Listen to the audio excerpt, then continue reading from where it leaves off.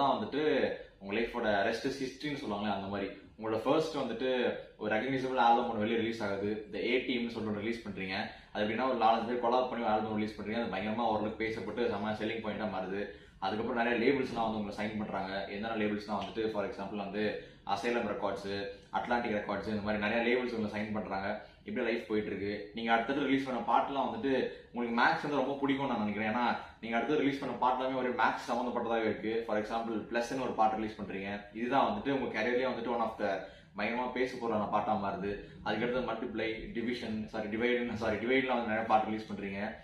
இப்போ நீங்க கெஸ் பண்ணிருப்பீங்கன்னு நான் யாரை பத்தி பேசுறேன் அப்படின்னு சொல்லிட்டு.